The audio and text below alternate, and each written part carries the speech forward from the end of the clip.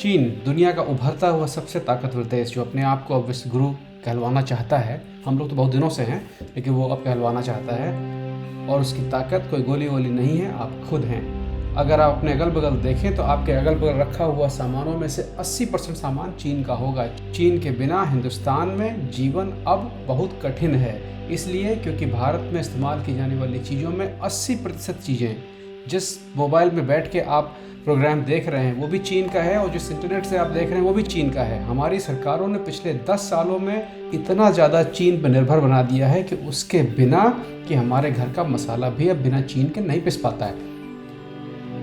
लेकिन चीन है क्या, उसकी ताकत क्या है और क्यों आंखें दिखाता है और झंझट क्या है, आइए इस पर बात करते हैं। लेकिन उससे पहले समझें, चीन जो है वो दुनिया में अपनी ताकत बढ़ाने के लिए 6 सूत्रीय कार्यक्रम पे काम कर रहा है। जैसे चीन से लेकर लंदन तक की ट्रेन लाइन, एक गैस पाइपलाइन कैप्सियन सी से लेकर चीन तक जिससे कि उनका तेल है वो सीधे चला आए, एक high speed train network east Asia में, बंदरगाहों पर नियंत्रण चीन से लेकर श्रीलंका से लेकर पाकिस्तान से लेकर पूरा अफ्रीका तक।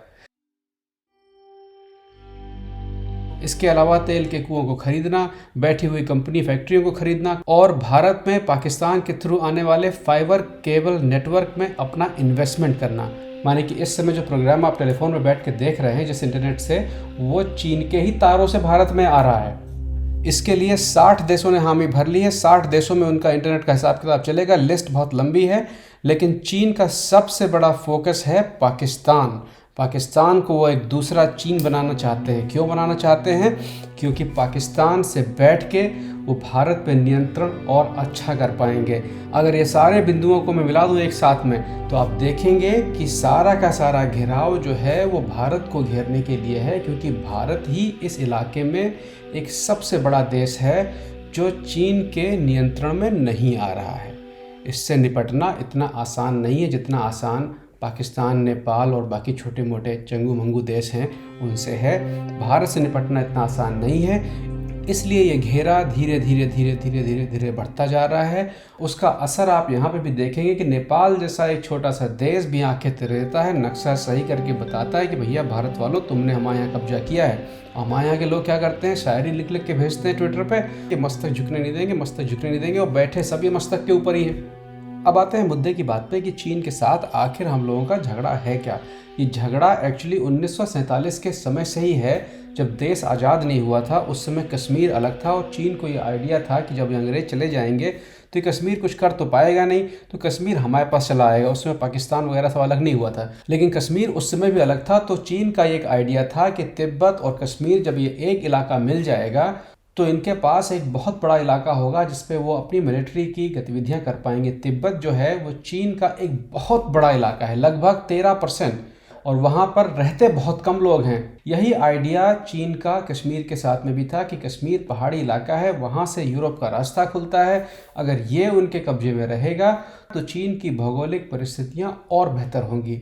लेकिन जब आज़ादी मिली, आज़ादी मिलने के बाद में पाकिस्तान अलग हो गया, तो चीन को और आसान हो गया। छोटे देश जितने भी हैं वो सब चीन की तरफ भागते हैं, क्योंकि चीन की सर्विस इतनी अच्छी है। वो सर्विस के नाम पे पूरे देश पे कब्जा कर लेते हैं और अपनी गतिविधियां चलाते हैं, और वहाँ की जनता भी खुश रहती है। जैसे पाकिस्तानी है, मान लीजिए पाकिस्तान में एक्चुअली लगभग चीन का कंट्रोल है। इसका मतलब कि पाकिस्तान जो है वो लगभग चीन की तरह है। तो चीन की जितनी भी टेक्नोलॉजी है वो धीरे धीरे पाकिस्तान आ रही है। वो कहने को बस पाकिस्तान रह जाएगा, लेकिन है वो चीन ही। तो वहाँ के लोगों को भी आसानी है, क्योंकि हर नई चीज़ वहाँ पर आ रही है जिस तरह की चीन में है, क्योंकि वहाँ पर डेवलपमेंट अपने यहाँ से बहुत तेज़ होता है। वो लोग नकल बहुत अच्छी कर लेते हैं। हम लोग जिंदाबाद, मुर्दाबाद, जमात और हिंदू, मुसलमान, राम, लौह पुरुष, हालांकि जो लौह पुरुष की मूर्ति है वो भी चीन ने बनाई है। आसानी है, खरीद लिया वहाँ से, इसी से चीन बढ़ता है। तो जब आज़ादी मिली उसके बाद चीन की ही शह पर पाकिस्तान ने कश्मीर पर अटैक किया। ये सारी चीज़ें मैंने पिछले एपिसोड्स में बताई थी, लेकिन उसमें मैंने एक सब्जेक्ट छोड़ दिया था। 1962 में चीन ने खुद कश्मीर पर अटैक किया, और कश्मीर के साथ साथ उसने अरुणाचल प्रदेश पे भी अटैक किया, और दोनों का एक बड़ा हिस्सा कैप्चर कर लिया, मतलब कि अरुणाचल प्रदेश का और कश्मीर का। उसके बाद जब सरकारी दबाव पड़ा, संयुक्त राष्ट्र संघ का दबाव पड़ा, तो उन्होंने कश्मीर वाला हिस्सा तो रख लिया, अरुणाचल प्रदेश वाला हिस्सा छोड़ दिया, मतलब कि वो भारत के पास दोबारा आ गया। 1967 में भारत की सेनाओं ने अघोषित रूप से फिर से चीन के खिलाफ मोर्चा खोला, और चीन की सेनाओं को 3 किलोमीटर पीछे जाना पड़ा। उस जगह का नाम है काम बैरक और वहाँ पर आज भी जो वो लाइन है वही आज की सीमा भी है। लेकिन चूंकि वो संयुक्त राष्ट्र संघ का उल्लंघन था जो भारत ने किया था, हमेशा दूसरे लोग करते हैं, इस बार भारत ने किया था, उल्लंघन था, तो उसके बाद नया नियम बनाया गया कि अब इस बॉर्डर पे जो लोग खड़े होंगे वो निहत्थे खड़े होंगे, क्योंकि जो 5-7 किलोमीटर का इलाका है जो नो मैंस लैंड है, जिस पर किसी का कब्जा नहीं है, उस पर कोई कब्जा ना हो, लड़ाई झगड़ा ना हो, इसलिए वहाँ का जो इलाका होगा वहाँ पर जो सैनिक होंगे वो सशस्त्र सैनिक नहीं होंगे, वो अपने अपने इलाके में, मतलब कि 5 किलोमीटर के इस पार तो रहेंगे, लेकिन जब उस इलाके में पेट्रोलिंग के लिए जाएंगे तो निहत्थे जाएंगे। तो इसीलिए आप जितने भी सुनते होंगे कि लड़ाई झगड़ा हुआ, मार पिटाई हुई, वो सारी की सारी मार पिटाई होती है। जूता चप्पल चलता है, झांपड़ चलता है, गुद्दी पे लात चलती है, लेकिन गोली नहीं चलती है, क्योंकि इसी का नियम है। हालांकि ऐसा भी नहीं है कि 1967 के बाद से कोई गोली चली भी नहीं। 20 अक्टूबर 1975 को गोली चली थी, वो चीन की तरफ से चली थी, लेकिन चूंकि संबंध अच्छी तरफ जा रहे थे तो 1975 की जो प्रधानमंत्री थी, मेरे ख्याल से इंदिरा गांधी थी, मुझे ठीक से नहीं पता है, उन्होंने इस पूरी घटना को कोहरे में हुई दुर्घटना का नाम दिया था कि झगड़ा न बढ़े और यहीं से बात रुक जाए। हालांकि उसमें भारत के 3 सैनिक मारे गए थे, वो गोली से मारे गए थे।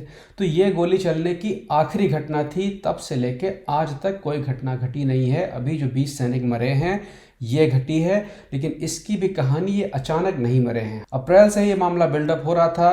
11 अप्रैल के आसपास LAC के पास में चीन ने अपनी सेनाएं बढ़ानी शुरू की, उसके आधार पर भारत ने भी अपनी सीमाएं बढ़ाई। वहाँ पर झगड़ा बढ़ा तो चीन ने हेलीकॉप्टर से सीमा के ऊपर अपना गश्त लगानी शुरू कर दी, तो उसके जवाब में भारत ने लड़ाकू जहाज़ों से उसके ऊपर गश्त शुरू कर दी। टेंशन बढ़ती गई, जब बढ़ती गई तो फिर PM को बीच में कूदना पड़ा, लेकिन बातें इसमें बनती नज़र नहीं आई और यहाँ पर जो सेना का जमावड़ा है वो बढ़ता गया। चीन का कितना नुकसान हुआ कोई नहीं जानता। वहाँ पे एक पत्रकार हैं जो संयुक्त राष्ट्र संघ में लॉबिस्ट का काम भी करती हैं, उन्होंने अपने ट्विटर पे लिखा था कि 5 सैनिक चीन के मरे थे, 7 घायल थे। हालांकि बाद में उन्होंने वो ट्वीट हटा लिया, उन्होंने कहा कि हमें नहीं पता कितने मरे थे क्योंकि सरकार नहीं बता रही है। लेकिन जो भी है, वहाँ पर मौतें हुई और वहाँ पर लड़ाई झगड़ा चल रहा है। वहाँ पर आगे आने वाले भविष्य में क्या होगा ये तो भविष्य के गर्भ में है, लेकिन आप एक चीज़ समझे रहें कि चीन की ताकत गोली नहीं है, चीन की ताकत आप हैं, आपकी खरीदारी है, लेकिन उसमें आप कर भी कुछ नहीं सकते हैं। सरकारों को इन चीनी प्रोडक्ट पे बैन लगाना होगा। मैं आपको यहाँ का ही उदाहरण देता हूँ कि यहाँ की सरकारों ने अपने लोकल प्रोडक्शन को बढ़ाने के लिए, चीन से निपटने के लिए पेट्रोल और डीजल पे सब्सिडी बढ़ा दी है। मतलब डीजल यहाँ पर जो लॉकडाउन से पहले था वो लगभग अपने आधे पे पहुँच गया है। उसका मकसद ये है कि यहाँ पर लोकल प्रोडक्शन बढ़े।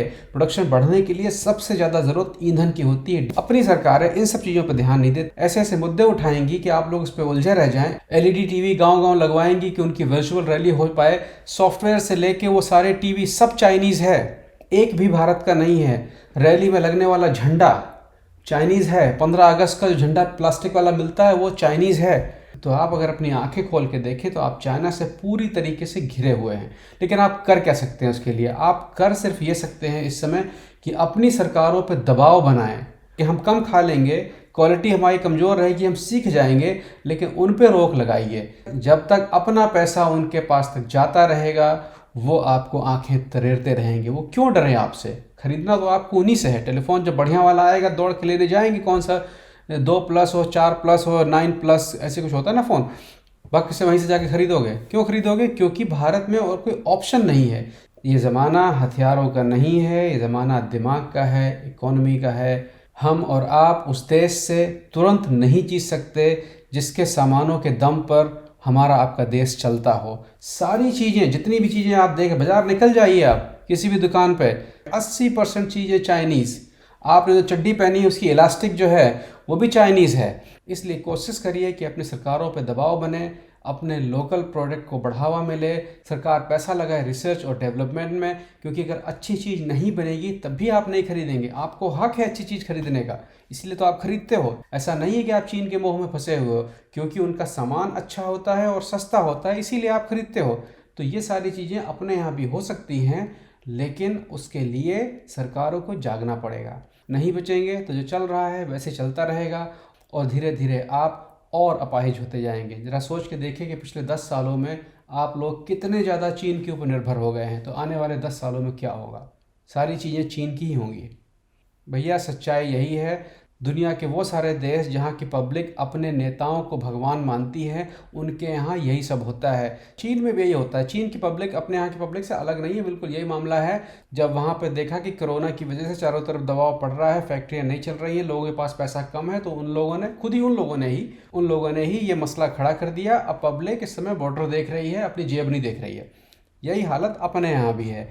बाकी जो जिंदाबाद मुर्दाबाद करता है वो उसी जगह पर रहता है। ये ज़माना जिंदाबाद का नहीं है, ये ज़माना इनकलाब का है।